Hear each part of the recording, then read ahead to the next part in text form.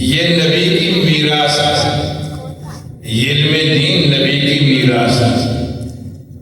فرمایا کہ العلماء ورثۃ الانبیاء، علماء انبیاء کے وارث ہیں، اس لیے کہ انبیاء کرام نے دنیا میں کوئی میراث ایسی نہیں چھوڑی جو روپے پیسے کی شکل میں ہو، درہم دینار کی شکل میں ہو، سونے چاندی کی شکل میں ہو۔ انبیاء نے کوئی جائیدادیں میراثیں مال و دولت کی شکل میں نہیں چھوڑی، بلکہ فرمایا انما ورث العلم، انبیاء کی جو میراث ہے وہ علم ہے۔ فمن اخذ العلم اخذ بحظ وافر، جس نے علم کی میراث حاصل کر لی اس نے کامل حصہ آپ کی میراث میں سے لے لیا۔ اس لیے یہ علم جو ہے میراث نبوی ہے۔ حضرت ابو ہریرہ رضی اللہ تعالیٰ عنہ مدینہ کے بازار میں اعلان کر رہے ہیں کہ لوگوں تم یہاں بیٹھے ہو اور مسجد نبوی میں تو نبی پاک صلی اللہ علیہ وسلم کی میراث پڑھ رہی ہے۔ لوگ دوڑے دوڑے آئے کہ آپ کی وراثت کا حصہ ہم لے لیں۔ مسجد میں آئے تو دیکھا کہ مال و دولت تو ہے، علم کے حلقے لگے ہوئے ہیں کہ قرآن پڑھایا جا رہا ہے، کہ حدیث سیکھی جا رہی ہے۔ ابو ہریرہ اینا میراث رسول اللہ صلی اللہ علیہ وسلم، نبی پاک کی میراث کہاں ہے؟ فرمایا یہی تو میراث ہے جو تم دیکھ رہے ہو، یہ علم کے حلقے لگے ہوئے ہیں، یہ تو میراث نبوی ہے۔ اسی کو اللہ کے نبی نے فرمایا کہ میری میراث ہے، اور جس نے اس میراث کو حاصل کر لیا وہ میرا وارث بن گیا۔ تو علم نبوی یہ نبی کی میراث ہے۔ تو سب سے بہترین مشغلہ علم نبوت کو حاصل کرنے کا ہے۔ تو اللہ کا احسان ہے اگر کسی کو اللہ نے اس راستے میں قبول فرمایا۔ قرآن مجید اللہ کی وہ کتاب ہے آسمان سے اتری ہوئی کہ اس کتاب کے بارے میں کوئی شک نہیں۔ اللہ نے فرمایا قرآن مجید کے بارے میں کہ اس کو ہم نے اتارا ہے اور اس کی حفاظت کی ذمہ داری بھی ہماری ہے۔ اِنَّا نَحْنُ نَزَّلْنَا الذِّکْرَ وَإِنَّا لَهُ لَحَافِظُونَ، قرآن مجید کو ہم نے اتارا ہے اور اس کی حفاظت کی ذمہ داری ہماری ہے۔ کسی اور آسمانی کتاب کی حفاظت کی ذمہ داری اللہ نے نہیں دی، نہ تورات کی، نہ انجیل کی، نہ زبور کی، نہ دیگر صحیفے جو صحف ابراہیم و موسیٰ ذکر آتا ہے قرآن میں۔ حضرت موسیٰ علیہ السلام یا حضرت ابراہیم علیہ السلام پر صحیفے اترے، کسی کی حفاظت کی ذمہ داری اللہ نے نہیں دی، مگر قرآن مجید ایک ایسی کتاب ہے کہ اس کی حفاظت کی ذمہ داری اللہ نے خود لی اور فرمایا کہ اس کو اتارا بھی ہم نے ہے اور اس کی حفاظت ہم نے ہی کرنی ہے۔ اس وقت بھی وہ محفوظ اور قیامت تک یہ قرآن مجید محفوظ رہے گا۔ قرآن مجید میں کوئی فرق نہیں۔ اللہ نے قرآن کی حفاظت کے لیے علماء پیدا کر دیے، حفاظ پیدا کر دیے، قرآن کے قاری پیدا کر دیے۔ قرآن کے الفاظ بھی اللہ کے ہم محفوظ ہیں۔ جو الفاظ حضرت جبریل لے کر آئے وہی الفاظ قیامت تک اسی طرح رہیں گے، کسی میں کوئی تبدیلی نہیں ہوگی۔ الف لام میم، الف لام میم ہی رہے گا، ذالک الکتاب لا ریب فیہ قیامت تک اسی طرح رہے گا۔ الحمدللہ رب العالمین قیامت تک اسی طرح رہے گا۔ تو نہ تو الفاظ میں کوئی فرق ہے اور نہ ہی اس کے معنی میں کوئی فرق ہے۔ الفاظ بھی اوپر سے آئے ہیں اور اس کی تفسیر اور اس کے معنی وہ بھی اوپر سے آئے ہیں۔ فرمایا کہ جب حضرت جبریل آتے تھے تو حضرت صلی اللہ علیہ وسلم قرآن مجید کو فوراً دہراتے تھے کہ کہیں سبق بھول نہ جائے. تو اللہ نے فرمایا لا تحرک بلسانک لتعجل بہ، میرے نبی آپ زبان نہ ہلائیں، جلدی نہ کریں، قرآن کو یاد کرنے کی فکر نہ کریں.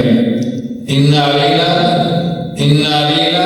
جمعہ قرآن، اس قرآن کو آپ کے سینے مبارک میں محفوظ کرنا بھی ہمارا کام ہے، اور قرآن کو پڑھوانا بھی ہمارا کام ہے، اور قرآن کو بیان کرانا بھی ہمارا ہی کام ہے. الفاظ بھی اللہ نے محفوظ فرما دیے، اور قرآن کی قراءت بھی اللہ نے محفوظ فرما دی، اور قرآن کا بیان اور معنی وہ بھی اللہ نے محفوظ فرما دی. الفاظ کو محفوظ رکھنے کے لیے اللہ نے حافظوں کی جماعت پیدا فرما دی. یہ قرآن کو یاد کریں گے اور کرائیں گے، اور اس طرح قرآن مجید کی حفاظت رہے گی قیامت تک. اور قرآن کس کا وہ لہجہ میں اترا ہے، اس کے لیے اللہ نے قاری کو محفوظ فرمایا اور ان کی ذمہ داری لگا دی کہ تم نے قرآن کو اسی لب و لہجے میں پڑھنا ہے اور پڑھانا ہے جس لب و لہجے میں حضرت جبریل لے کر آئے ہیں. یہ جو آپ دیکھ رہے ہیں تجوید پڑھ رہے ہیں بچے، اسی لب و لہجے کی حفاظت کرنے کے لیے وہ لب و لہجہ اور وہ انداز پڑھنے کا جو اللہ نے آسمانوں سے اتارا ہے، وہ ایک قیامت تک اسی طرح محفوظ رہے گا. اور یقین ایک جماعت اس کی حفاظت کرنے کے لیے اللہ نے قائم رکھنی ہے قیامت تک. لا تزال طائفة من امتی ظاہرین الحق، ایک جماعت میں نے قیامت تک رکھنی ہے جو اس حق کی مدد کریں گے اور قرآن کے الفاظ کی بھی حفاظت کریں گے، قرآن کے لب و لہجے کی بھی حفاظت کریں گے، اور قرآن کے معانی کی بھی حفاظت کریں گے. الفاظ کو یاد کرا دیا حافظوں نے، لب و لہجہ یاد کرا دیا قاری نے، اور معانی وہ کن لوگوں نے یاد کرے، وہ علماء نے. علماء قرآن مجید کی تفسیر وہ سمجھاتے ہیں، وہ بتاتے ہیں، اور وہی تفسیر سمجھائیں گے اور بتائیں گے جو اللہ کے نبی نے ارشاد فرمائی ہے.